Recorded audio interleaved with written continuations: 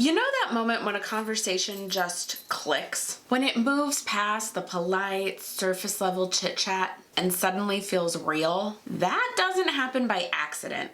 And you don't need hours to build that kind of connection. You need about 3 minutes.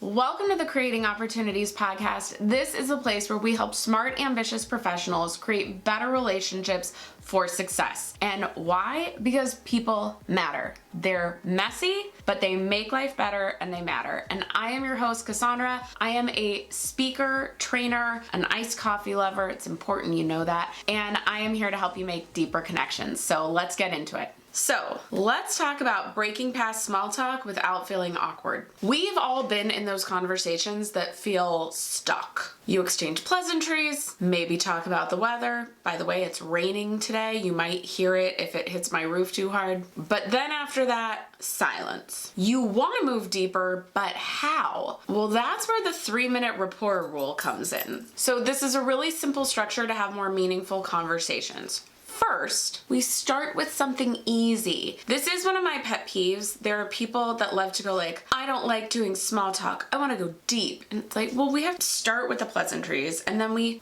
go deeper over time. I'm not going to tell you my deepest, darkest secrets immediately, but how do we get past chit chat? Well, still start small, start easy with something that's familiar to the person. So one of my favorites is the do anything. Instead of saying, how's work? Or what do you do for work? Or maybe you've done that and now you're like, how do I move past this? Ask something like, so did you do anything fun last weekend? Or like today, it's Friday when I'm recording this. Are you doing anything fun this coming weekend? You can also use this as doing anything fun this summer, doing anything fun for the holidays. Time of year changes it, but the doing anything or going anywhere, super easy ones to start getting a person talking beyond this is my job title and what I do. And honestly, it goes to personal interests, and we are people trying to just get to know other people, not job descriptions. So it's a great way to start looking at their personal interests, getting to know them better as a human. Before we move on to step 2, if you have a great opener you love using, put it in the comments. I would love to see what you're using, and maybe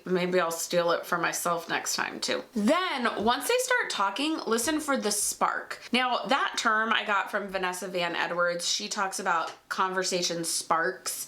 I don't know if she says it in quite the same way, but I like that term for this. This is that moment when someone's eyes light up about what they're talking about. So whether it's their kid's soccer game or the trip they're planning or the project they're working on at home, you can just see something's different. Their eyes light up a little bit more. They sound more excited when they're speaking. This is an area we want to focus on. Lean into that. Now, if you need a little more help on like, how do I find the spark moment? It's an energy shift. They get more animated. Their voice changes. They might smile. Even in job interviews, I talk about this, that when you're asked, why are you interested in this position? It is very obvious to tell if someone's interested or not because they literally, like their eyes kind of widen and they kind of smile to themselves as they answer. You'll see those same sorts of things when someone's talking about the trip they're planning to France or why the championship game for their kids is so exciting to them. You'll see the moment. And then the key is we stay on whatever that spark was. Follow up with questions. So why did they choose France for their vacation? Or why is this game so important? Like, I understand it's a championship, but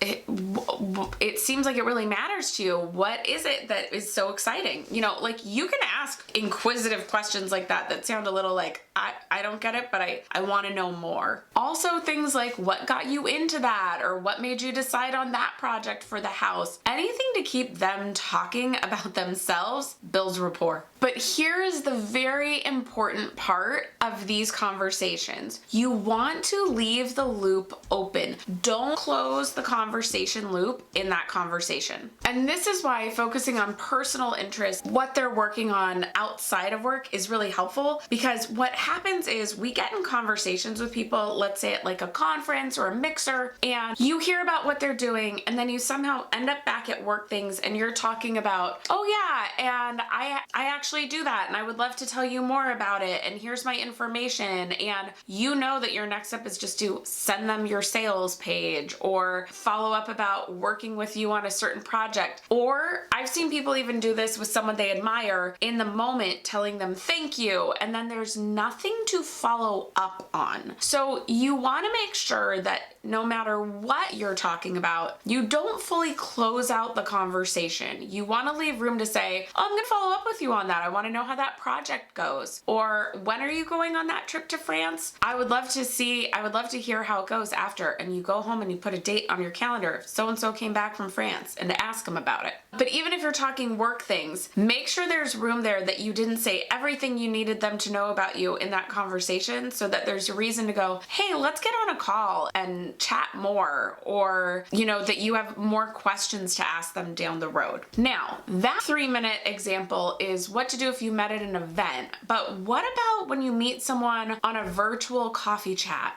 Or a Zoom call, etc. We meet people all different sorts of ways now. So let me break down a couple of other examples for you. For Zoom calls, the way that you can start asking questions and showing personal interest is try and choose something in their background to ask about.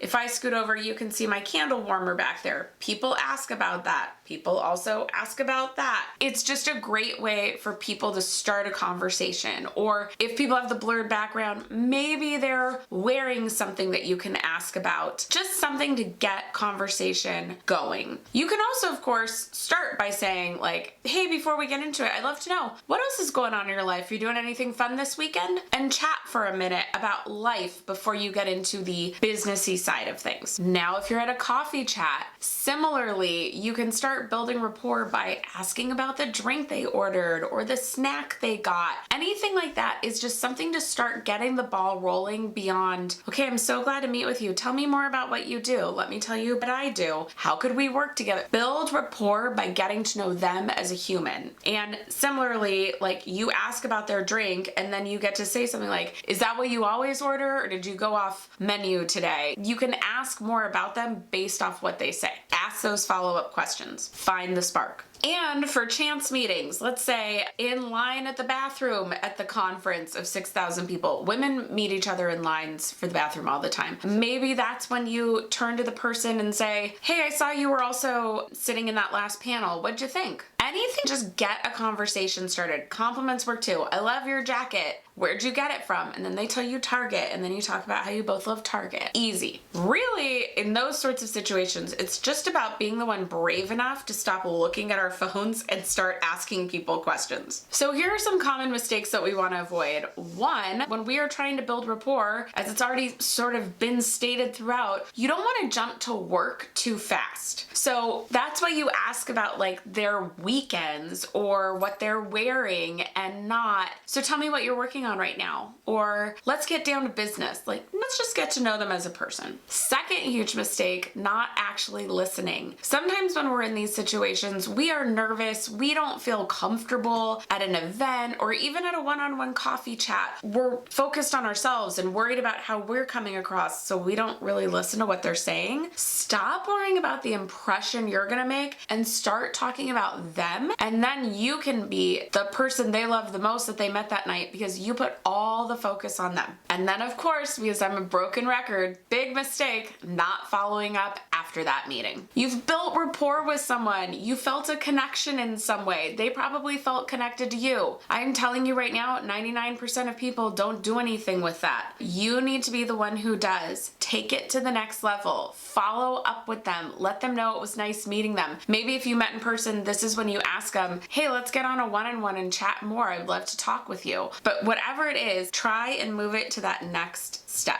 And bonus points if you can integrate that spark moment into a conversation. Think of a way that you can bring it up the next time you talk with them when you follow up. This is how we show care for people, and people like people that like them. So show care to others. So quick challenge for you. The last person you spoke to, was there a spark moment for them? Can you think of something where they got excited? Maybe you can follow up and ask more about that thing. Or if you can't think of something, challenge yourself the next time you're in a conversation to try and see what's the spark moment for this person. And then ahead, ask a lot of questions. And just for the fun of it, drop a comment below and let me know what is exciting to you right now. What's your spark moment if we were talking? Okay, so from what you've learned today, you should be able to start building rapport in 3 minutes. But how do you turn that 3-minute rapport into an actual ongoing strong professional relationship? Well, that's what we're covering next week, so stay tuned. And if you're looking for a way to easily, genuinely start building rapport online, check out my connection messages guide. It's full of templates to help you reach out after a bunch of different situations. So there's definitely something in there that could help you start building this rapport, and then we'll talk about more about how to develop that into relationships next week. You can find it in the show notes in the description box below. That is it for today, and I'll see you in the next one. Bye.